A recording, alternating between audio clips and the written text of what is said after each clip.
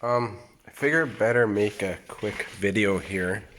Just trying to understand these Amphenol power lock connectors. Um, there's some, there's definitely some information missing, I think, from their data sheets and everything. And kind of got some weird questions on how to assemble and how to crimp them. So first off, I'm cheating here because I got a leaf motor underneath here. I'm setting up a test jig for a client's motor, but I'm gonna eventually run Axiom to the leaf motors that are in the CRX outside, and we're gonna test it with the new enclosure and everything on the actual dyno that I originally built, and that'll be coming in the next couple weeks as well. But I need to make cables that can connect to the motor. So I actually looked inside here, and those big, huge crimp connectors that bend over like that, they don't look too easy to replace. So I think I'm just gonna do what I did here, which is fold over the outside rings of copper, and it makes a nice tight fit. I'm just sliding that on there. That's a nice tight fit for our Amphenol rad sock connectors. So basically, power lock, sorry, not rad sock, power lock connectors. Basically, this is made for 3/0, or I believe it's 70 millimeters squared. I gotta double check the power sheet on that, but data sheet, sorry. But 3/0. So I actually have some 3/0 welding cable here, which is essentially what this is made for. And this actually, ferrule, if you call it that, connects on here, or slides on this copper nice and tight. But that's not the problem. The problem is actually how you assemble these, and what this end is supposed to do with the O-ring in there. To me, that's supposed to seal against the outside of the wire so that you don't get water in there. But these things are kind of, oh, I got everything slid on here. So I'm trying to figure out what I'm going to do, because this is super loose in there. Now, yeah, this is actually, I think, 1/0 leaf cable. But as an example, I have a second connector here. I'm just trying to do this with holding the wire in my legs. I'm doing this. So this is the the end that is supposed to seal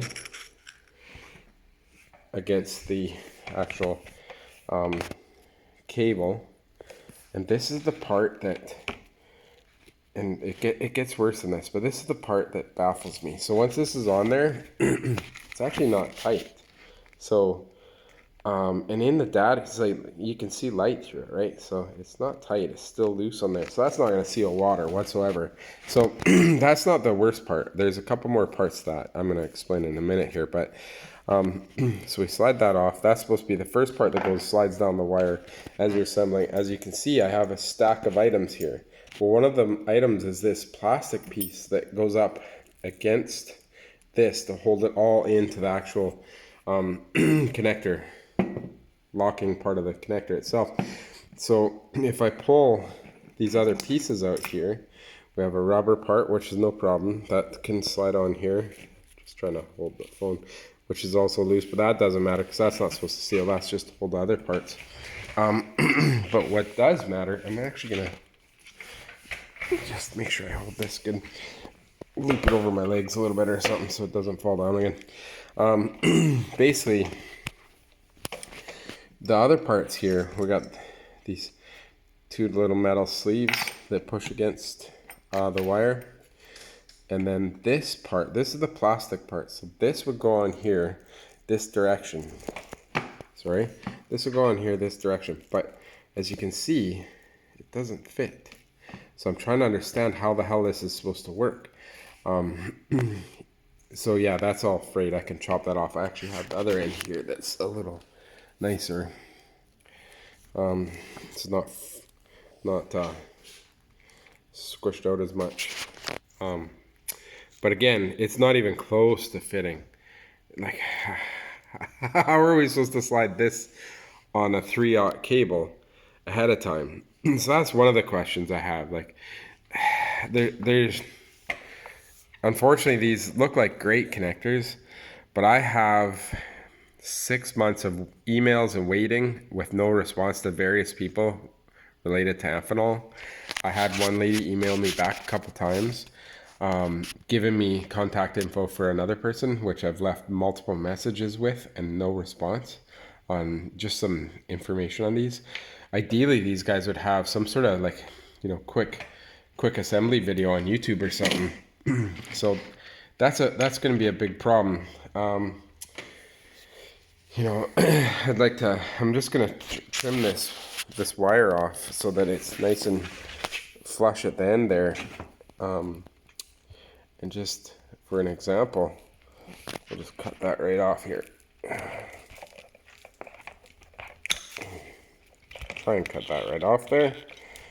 I need bigger cutters for this big wire. I don't cut 3/0 too often. So, I stabbed myself with a piece of wire. So, now we have that there. Nice clean end. And you can see this plastic piece won't go all the way on. I guess it can slide on the shielding like that, which maybe is okay. And that's fine, but it definitely won't slide down. The camera won't focus for me. It won't slide down past the actual outer sheathing of the cable. So I'm trying to figure that part out. That's one of the first problems, but trying to keep this video short.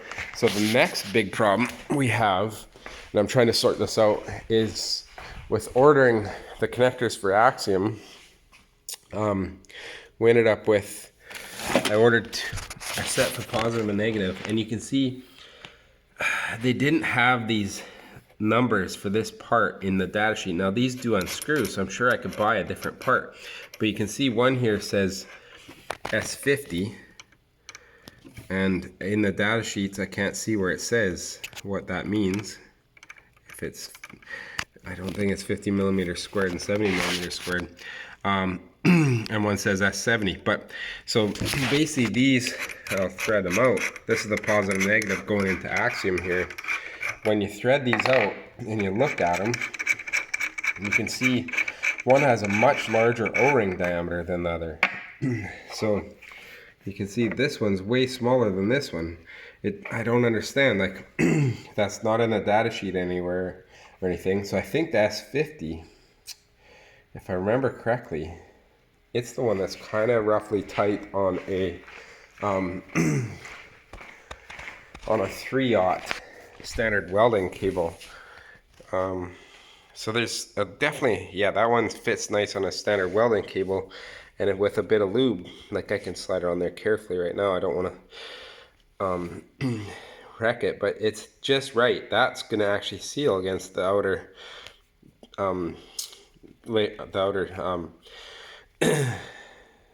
sheathing of the cable. But basically that O-ring is perfect size for 3/0, but these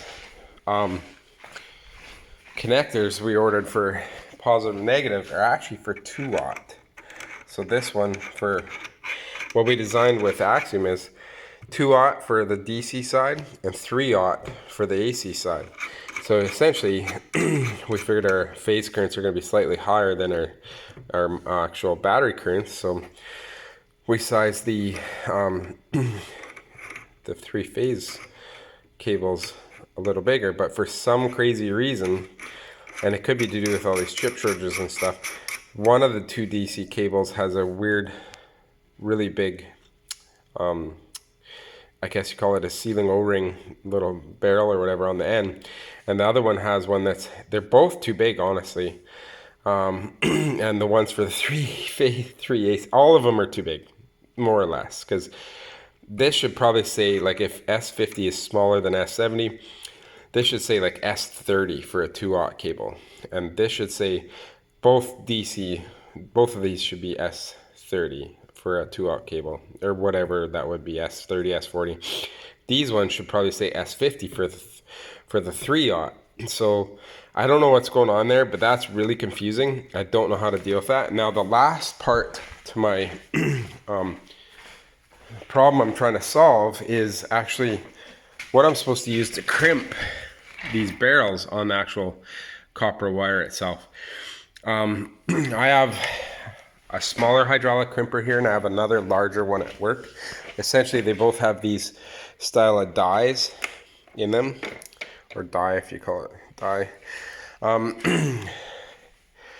This is for a 70 millimeter squared, so this, I believe it's for, oh no, this is probably not the right one. But anyways, this one's a little tight, but I'll probably go get the larger one and crimp with these. But when you look at their data sheet, and this is the other question I was trying to ask Amphenol, when you look at their information online, they show a crimp, it's right here somewhere. They show a crimp that does it's kind of a four-sided crimp with two dimples in the middle. And I managed to find a tiny bit of information, and this is for a different wire with cable size 50 millimeter squared. So this would be what we probably should use for the DC wires. And I've been searching that, and I can't seem to find that, for sale. I can't seem to find that you get generic crimpers online, but I can't seem to find the actual Amphenol crimper that we're supposed to use, or the part number, or how to buy that crimper, or what it's even supposed to do. Like if I can use a 6-sided crimper. So, and then looking at the other part of the data sheet, like in here, this is Amphenol's data sheet for our power lock connectors. In here, there's no information about how to size or how to pick a part number for a different the sealing part for the shield of the cable, for the actual outer layer of the cable. So trying to figure that out right now. Definitely challenging.